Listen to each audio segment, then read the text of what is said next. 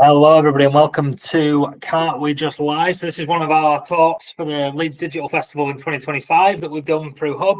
And this one is all around marketing and digital PR, and of course, AI, that hot topic, and how all of that kind of integrates together in 2025 and how it works. So first point of business, why should we listen to you two? Well, it's a very good question. It's a question our kids ask us on a daily basis. Why should we listen to you two? Well, listen, we don't want this talk to be one of those things where it's like, we're right, you're wrong. You need to listen to absolutely everything we're saying because we know what we're talking about and you don't. It's not that, especially when it comes to AI. I don't think anybody's got the right to talk like that at the moment.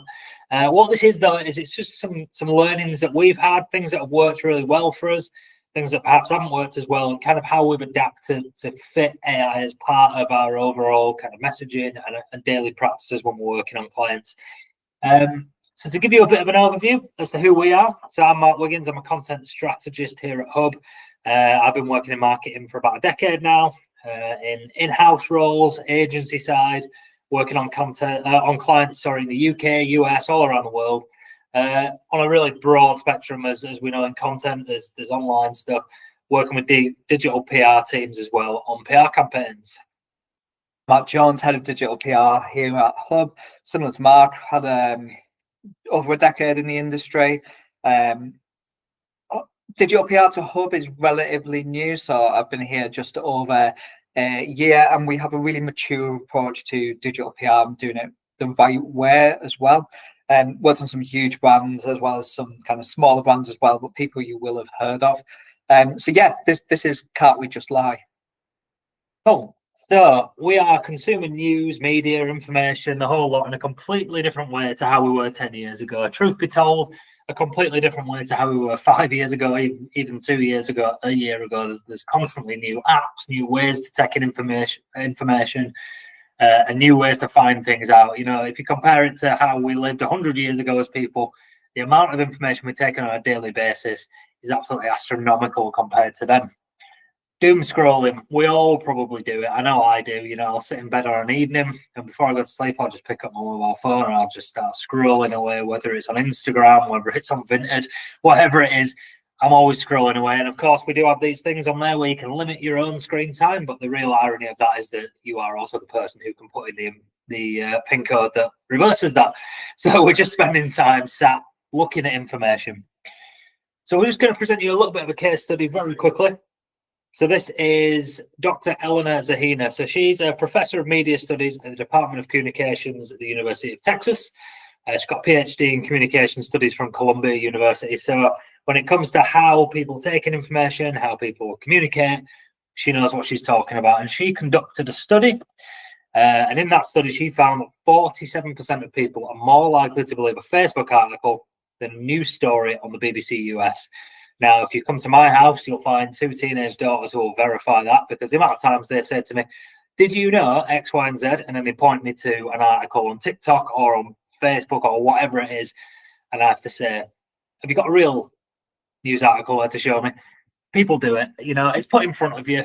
You know, we know working in content that, you know, it's very easy to put information online. And unfortunately, not always do we find that information is true. We're force-fed a lot of opinions as fact. You know, you go down, particularly X, now it's in its new kind of era. Everything's an opinion on there, but people just present it as if it's a fact. We're just getting force-fed this information constantly. And it can be very hard for a lot of people. You know, some of us might be a bit more savvy because we work in this kind of industry, but it can be very hard to discern between what's fact and what's opinion. And it's really important for us to really start to separate that out before we look at how we use that ourselves to build brand for clients. So I'm just going to talk you through some examples here. So obviously, when presented this live, we did a little bit of a poll, but some of you will have seen the stories. Some of you will have seen this story, some of you not so much. But we earn 345,000, but soaring private school fees mean we can't go on 5 holidays. Now, I've got very limited sympathy for this family for obvious reasons. However, who knows what's wrong with this story? It's not real. The Telegraph had to withdraw this story about the kind of banker school fees because it got deceived by a source. Now, if you work in PR, you'll understand that experts are really, really important. They had credibility. They're really good for comment, and especially even if you're pulling it from somewhere else to add gravitas to your own story as well. But what this meant was the Telegraph was deceived by one of their sources. The Telegraph is a really, really well-respected publication, huge readership, known all across the UK, a huge UK kind of institution. They had to publish an apology to its readers. They didn't have to just remove the story. They had to publish an apology. Now, the fact that that journalist trusted a PR and wrote that story, I think just proves the kind of need for credibility. It is really, really important. So the whole content in this presentation is why can't we just lie? Here is a really great example of why you can't. Not only will that have put the risk between kind of source and journalist at jeopardy, but put the journalist in kind of under the cosh a little bit as well. They're really, really busy. They've got their own deadlines. They're writing story after story. They must be able to trust PRs, and when things like this are happening, it makes it really, really difficult. This guy Ian Fraser, who's a journalist himself, did flag a couple of things on this. Stock photos from Shutterstock of the family, but more importantly, and kind of what I allude to quite a lot through this talk, is there is no trace of these guys anywhere else on the web than the Telegraph. They have no real digital footprint. In fact, they have none. And the Press Gazette did an investigation into kind of fake experts, been widely quoted in national media. A lot of unscrupulous PRs were going into finding journal requests, putting something in at ChatGPT, responding almost instantaneously. That is not good enough. PRs, we need to do better. That's not something we would do, but it obviously was happening. And journalists working to deadlines, it was probably useful. They could put a name to it. They could say, yeah, this was my source. But ultimately, what was happening was they were responding and loads of fake experts were going into the press. She is quoted in that kind of piece there, but Barbara Santini, she was one of the most widely quoted psychologists in the UK across national media. Barbara Santini does not exist. Psychology, philosophy and linguistics at the University of Oxford. She was talking about kind of sex advice. She was talking about psychology. She was talking about all sorts. She seems to be kind of an expert at everything, but Barbara Santini doesn't exist. This was people doing it for kind of cheap links, for cheap coverage. It just wasn't good enough. Barbara Santini was an expert that didn't exist. She was no expert. So we have a real responsibility as a source, as PRs. Who knows who these guys are? So I will be silent for 10 seconds or so. And so they looked relatively normal, and I imagine most of you will know that's Pikachu and the Monopoly Man, or Mr. Monopoly as he's known. But this is something called the Mandela effect. So Pikachu doesn't actually have a black tail, but people think he does. Same with the Monopoly Man or Mr. Monopoly, he doesn't have a monocle. It's a type of false memory that occurs when loads of different people believe the same thing all at once, but it's incorrect. It stems from, Nelson Mandela died in prison in the 1980s. He didn't, but collectively we all believe that. And the point I'm driving home here is if we see a news article or lots of people believe something like that Telegraph article, then we will all remember that and it will become a false memory. It's not true. So we have a duty of care with journalists and building good PR relationships with journalists just as much as we do with our clients too. We now live in something that I like to call the post-truth world. Now, this does sound a little bit tinfoil hat, and it's not me kind of going off on too much of a tangent, but bear with me. Post-truth is basically people make their own kind of decisions, not necessarily based in fact. They're less influential, especially across the public as a whole, than something that appeals to their emotion or personal belief. So, for example, this happens a lot of times in politics where people in really authoritative roles will say something and people take it as gospel. You see it all the time when people share things on social media, for example, where they're like, well, that aligns with my views. I will share that, often not even reading the article itself, because it buys into something that their own belief. So they think that is fact because they agree with that.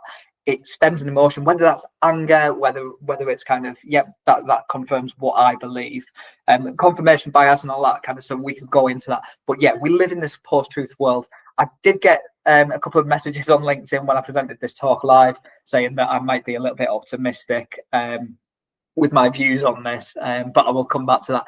People will believe what is put in front of them. Mark alluded to earlier with his daughters.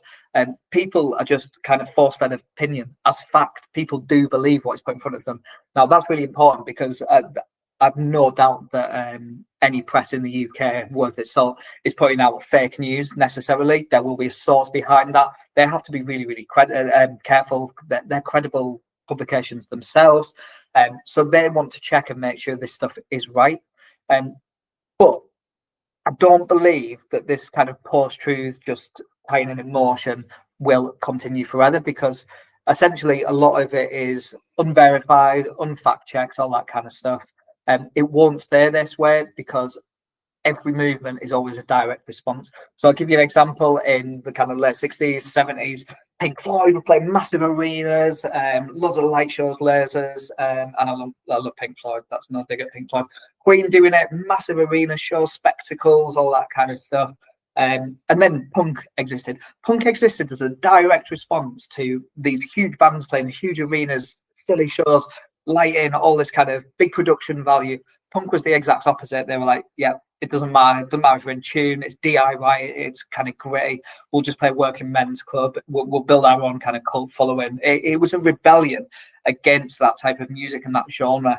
Another example that you see it quite frequently is in politics. It's always kind of what's on the other side. Sometimes it can be grass is greener, but it is always kind of, well, this isn't what we kind of signed up for. What can they offer? Again, not necessarily calling kind of any party out or anything like that, but there is a lot of this in politics where they do speak about things that do affect your emotion more than anything. But post-truth isn't sustainable because, again, back to my point about the LinkedIn messages and kind of me maybe being a little bit optimistic. I think truth is more sustainable because, especially if you're a source to a journalist, if you work in PR, if you're speaking to your clients, if you are just pushing out kind of fake news or something for the sake of it, it's not sustainable. Yes, it may have had its time and it's never going to kind of completely go away. But as PRs, you have source. That Telegraph article is a really good example of this because that had to be taken down. It's a waste of everyone's time. I mean, it's great for this talk, but a waste of everyone else's time. We still have a problem though. PR still loves experts. Experts have credibility. But how do we prove our experts are real? A lot of the work we do tends to be phone calls and emails and things like that. It is really, really difficult to prove that our experts are real. So I'm going to introduce you to Andrew. Andrew is one of our clients. He runs and founded the UK's #1 tabletop appliance brand. Absolutely brilliant businessman, a true gent. And spoiler alert, he's real. This isn't a kind of a fake out or anything like that. He has a press presence. You need to encourage the people behind your brand to have a press presence. It is really, really important that they have some sort of digital footprint. Google is looking at entities, and they mentioned there, the citations there, I think the relevant trade press, things like that. You do need to encourage that to bring these people to life. It is becoming more and more difficult to say X person from this company says this. Do they? You prove it. Only this week we've had emails from kind of reach journalists saying that across kind of their network, they want to verify sources, either speaking on the phone. We have to share social media channels like LinkedIn, etc., etc. So Andrew, I'm going to use him as a bit of an example here. Had a little bit of a digital footprint before we even worked with him. Not necessarily from doing any proactive PR, just a couple of bits, but that's enough because it created this catalyst effect because we could prove Andrew was real really easily. But like before he even worked with us, before this was a thing, we can prove he's real.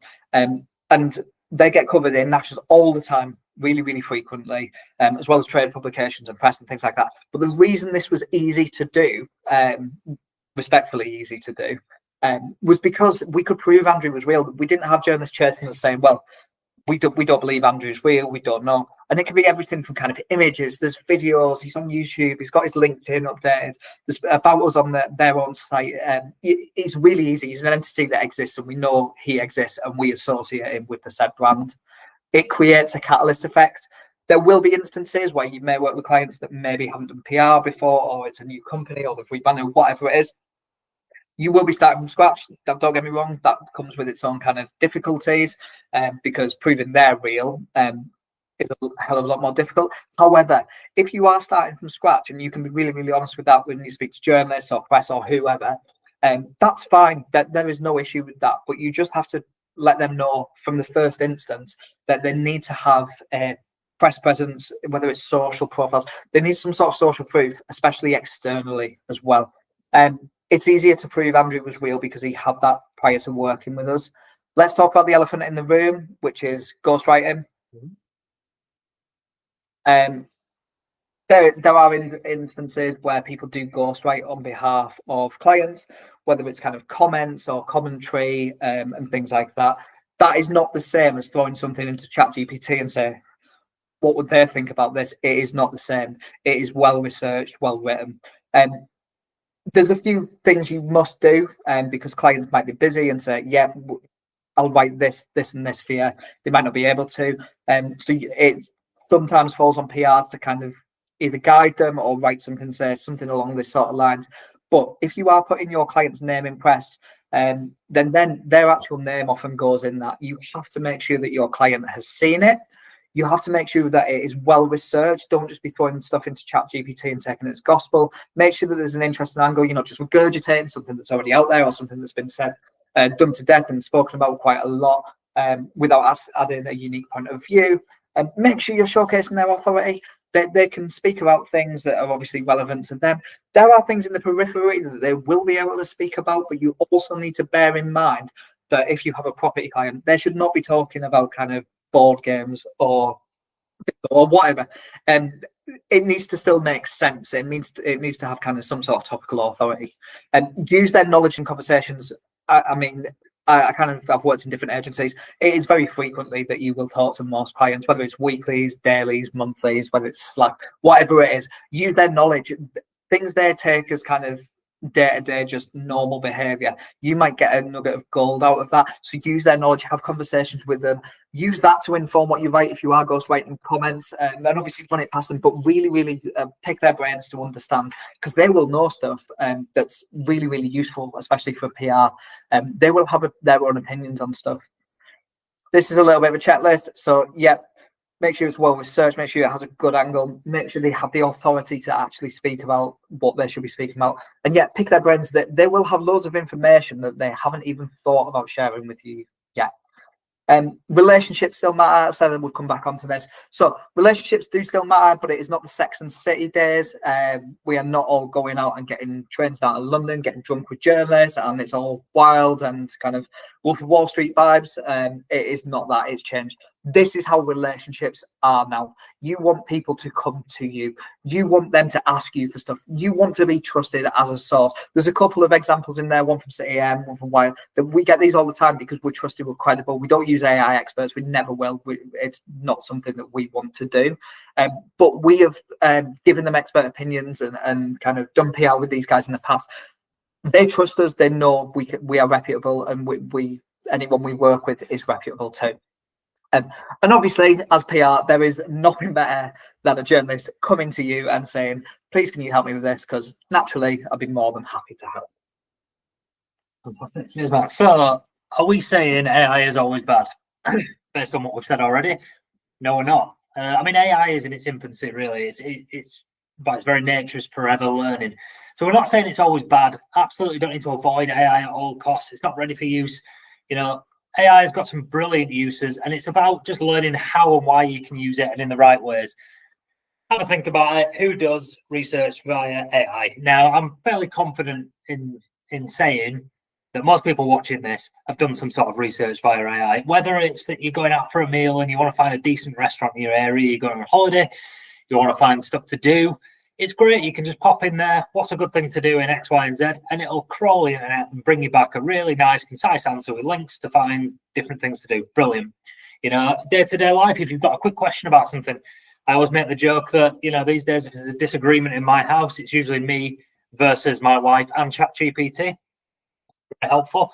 And also, it seems to have become our local GP as well, which I'm not too sure about. That could be a bit risky. But research via AI is fine. It's absolutely fine to do it, but it does come heavily caveated. And of course, the reason for that is that any sort of new technology, anything that's learning, is going to have its pitfalls and its fall downs. Confidently wrong is a phrase that we use to describe AI quite often. It's a bit of a run-till name. It does exactly what it says on the tin.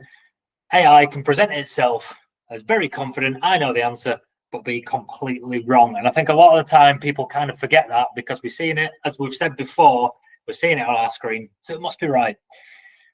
To put that into a more practical example, we've all got that one friend who can't admit when they don't know something. So whether it's who won the Bake Off 2 years ago, who scored the cup final winning goal in 1996, whatever it is, we've all know that one person who they can't just say, "Oh no, I'm sorry, I don't know the answer to that." But they just make it up. You know, they just tell you, "This is what it is. I'm telling you it is. You can't prove it." Well, that's because everybody thinks they're an expert, and AI is no different. So this is something called the Dunning-Kruger effect. So it's a study that's done into confidence and how that relates to actual competence in what you're confident about. So if you look at the scale there, sat in the middle of that is the average person. So that's where we've kind of developed to a point where we're mildly confident about the things that we're quite competent with. But when it comes to something we don't really know much about, we're not always as confident. AI sits to the side of that, to the left-hand side of that scale. So it's very confident. If you go to AI and ask it a question, it's very rarely going to come back and go, "Oh, I don't know, I'm not too sure about that. I think it might be that." No, it's going to come back and confidently present the information to you. And it's not always competent with it because, like we said before, it's in a learning phase. It's continually learning. So to put that into kind of context, here's a short story about strawberries. Now, a lot of people know this story. It was something that went around a couple of years ago. And I have to caveat it with a lot has changed in terms of ChatGPT and how they've fixed things over that time. But it's a really fun example because it does just prove confidently wrong perfectly. So this person here has popped in a prompt and they're asking how many R's are in the word strawberry. ChatGPT, very confident, like I say, fully on that scale, on the Dunning-Kruger effect. The word strawberry's got 2 R's. Now, our person's no fool who's put in the prompts and they've said, no, there's 3 R's in strawberry. ChatGPT's risen up to that and gone, "No, I'm not having that. Actually, strawberry's got 2 R's. In fact, I'm going to spell it out for you." There you go. There's the spelling. Now, the keen people amongst you will see that it has, in fact, put 3 R's in there. So the person's gone back and said, "No, count them again slowly." And again, that loggerheads is still going on because ChatGPT is saying, "No, we've counted them out. And here we are. There's 2 R's in strawberry." So eventually, what this person does is they capitalize the R's in there, which makes it a bit easier for ChatGPT to kind of read that information. And ChatGPT goes, "You're right. It does have 3 R's. When you break it down like that," so this person's not having it. They're still kicking off. And they've gone, "There's no way to break it down. That's just how you spell it." Now, I do worry for this person. If the machines ever do uprise, like we've seen in many a film, this person's going down first. But the best thing about all of this is the very last thing ChatGPT says there is, "I apologize for any confusion. You are correct that strawberry is spelled with 2 R's. So it's still not got it." So they've gone back and forth and it's still not got it. So what's the moral of that story? It's to call it out on its BS. Now, it might not always be an example like that, but what we really mean by that is verification. Having more than one source. AI is a tool and it is not a single source of truth. So if you're doing research, that's absolutely fine to do research via AI. Perfect. It'll put a lot of information together for you very quickly. But what you're doing then is you want to think about pulling out some of that information and verifying it elsewhere. There's loads more sources. Pull out that information and make sure that what you're actually saying is correct. And another way to go about that, if you're looking from a client perspective and if we're looking to push client information out there, is to leverage team and client expertise. So think about, Matt alluded to it earlier, what topics can they speak about honestly and with authenticity? So there's the market that they work in, and there's other subsets of those markets that they've got honest opinions about, really interesting insights on. So think about, for your clients, which of those can they speak about? Here's a good example for us. So there's 3 news articles here. Now, one caveat is these are a couple of years old, but they're not bad news articles, you know. First one, top 20 celebrity mullets of all time. Second one, Brits discover there's a hairstyle that means you're more fashionable and like to party hard. Spoiler alert, that is in fact the mullet. And then the third one, Jonah Hill beats out Samuel L. Jackson for the most swear words in a film. Now, have a think as you're looking at this and think about, okay, well, what industry could those news articles have come from? So what type of company or company on behalf of an agency, what has done it on behalf of a company, what industry do we think they work in? You know, we're talking hairstyles, we're talking movies, swear words in movies. What could they work in? Bingo. So those are all articles that have been outreached by people who work in the bingo industry. And that doesn't make any sense. So yeah, okay, you might be getting in the press and that might have those companies' names in there in that article. And you know, there's a bit of value to that. And if you're talking about building links, then yeah, there might be a link back to their website, but it doesn't make any sense for that brand. Nobody learns anything about that brand or what they're experts in, what they know about, based on those articles. You know, you're not going to go to that bingo company because they know a hell of a lot about the mullet. Doesn't make any sense. So look at the client we work with. So meet James. So James is the owner of Jorvik Tricycles. So they sell adult tricycles, so electric tricycles. And James is the company founder. He set up that company himself. And the reason he set up that company was due to his father's ill health. He wanted to find something that could help his father retain his mobility, a kind of accessibility type product. Nothing existed on the market that was fit for purpose. So he set up this company. He's a subject matter expert. So whether we're talking engineering, how they design and build these products, how they work, how to maintain them, or whether we're talking more mobility side of things, you know, who can use them and what the benefits are for certain people, he knows everything about it.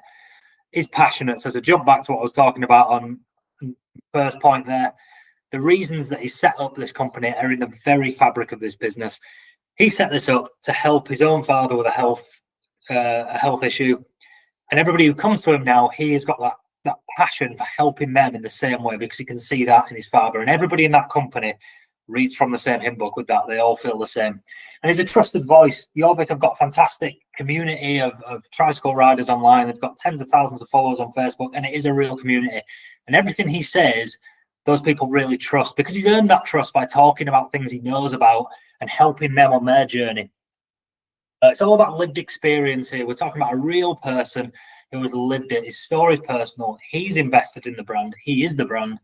And, you know, that bottom point is a passion. This is a passion project turned into a business. He's got so much to say.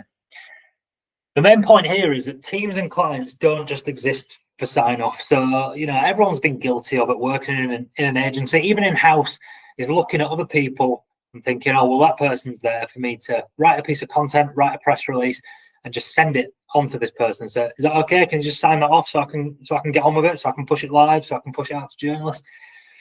That's almost a backwards way of doing things because these people are a research tool in themselves.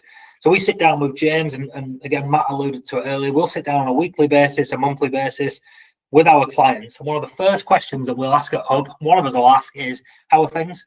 What's going on in your industry? You know, what are your customers asking you? What are suppliers saying? You know, what information have you got to give us? And they love hearing that because that gives them an opportunity to tell us all these things. And you'd be surprised how often they're shocked when someone like Matt turns around and goes, that's brilliant. I'm going to make a note of that. That's really brilliant. That's really interesting information. Of course, they live in it day to day. They'll often go, oh, really? That's interesting. And, you know, you're getting that information that perhaps they've got so much on that they're not thinking, oh, this would be really good for our DPR team, our agency to outreach. So, you know, use them as a research tool. Leads to our next challenge. So we talk about James, we talk about how great he is. I've just shown you a picture of him and told you all about him, but how do we really prove it? So just as Matt was talking about Barbara Santini, that could just be another James. I mean, again, it's not. He is real. But how do we prove that he isn't just a robot? I mean, without descending into some sort of dystopian nightmare where we tell James we're going to have to remove his skin and check there's not an android under there. I'm fairly certain there isn't. He's a very fantastic and charismatic man. But how do we prove he's a real person? Because we're just outreaching the same stuff as Barbara Santini. You know, so there needs to be a discernible difference there. And that's all about building an online presence for reference. So everywhere you look online, there should be references to James, to his company, to the other people at his company as well. And how we do that is all the channels working together. So we're very lucky at Hub in that we're an integrated agency. So all those channels are working in unison and we all know what we're all doing. that pushes it in the same direction. So whether that's things like writing an About Us page, it's got a picture of James and the rest of his team. I think it's important as well not to just think about a brand as one person. There are a lot of people there who've got a lot of different interesting facets to what they know. For instance, he's got a technician there who's brilliant for pushing out technical advice. External links and press, that's where Matt and his DPR team come in for making sure that not just on that client's website is reference to them, but all over the internet there's reference to them. Our organic social team will be encouraging more videos, more pictures, more kind of to camera pieces, which really prove that this is a real person and that he's out there to help people. And they've got fantastic, using Jorvik as an example again, a fantastic social media following, because these people genuinely comment on videos and go, we want more of that. Very useful information, and that's so good. It's almost replicating what their showroom does, but online.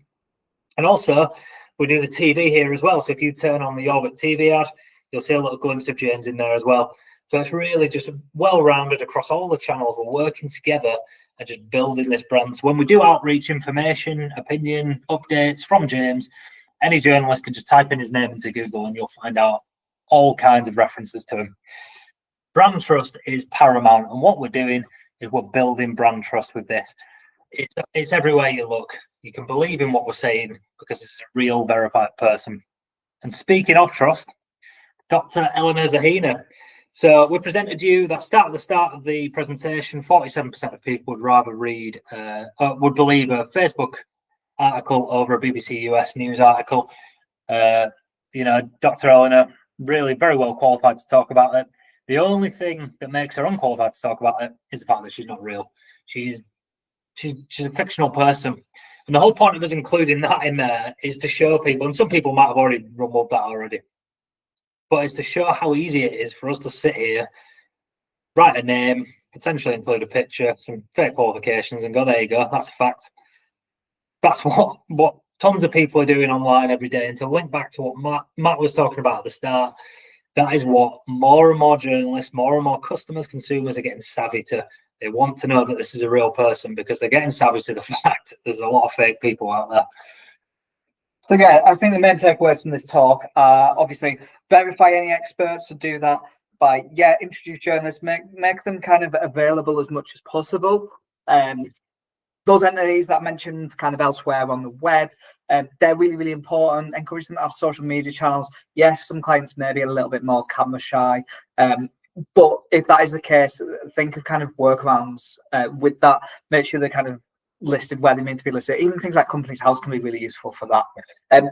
Use genuine expertise on relevant subjects, as I mentioned before. Don't start talking about kind of psychology if you sell ovens. It makes no sense. And make sure you're kind of thinking really, really carefully about what you can comment on. It is great to see a journal request and be like, oh, I know how to answer that. But if it isn't relevant to like your client, then don't start treading outside, because it kind of diminishes your own credibility and the client's credibility. Like I said before, building credibility does take time. If you're lucky enough that you've worked with people that are kind of pre-AI and they've got some sort of digital footprint, maybe they're from previous agency, etc., and that has a catalyst effect. That's really useful because you can reference that if a journalist says, well, we need to make sure our experts are real. You can say, look, you can find the predating AI. This isn't anything new that they're doing, and it makes that conversation a little bit easier. Like, as I said, we don't work with anyone who's kind of AI generated. That's not what we use AI for. All our experts are real. But on the kind of instances where you might have someone new, it will take a little bit of time, but do as much as you possibly can to kind of get them out there, whether it's socials, whether it's kind of LinkedIn posts, whatever it is. If you're writing on behalf of a client, do it properly, especially if you're ghostwriting, and make sure they've seen it. I went through that kind of checklist before, like expertise. Don't comment on stuff that doesn't make any sense. Don't just throw it into ChatGPT and copy it across. Build brand trust by leveraging client expertise, especially with the kind of examples Mark was running through. Then it is really, really important to build brand trust.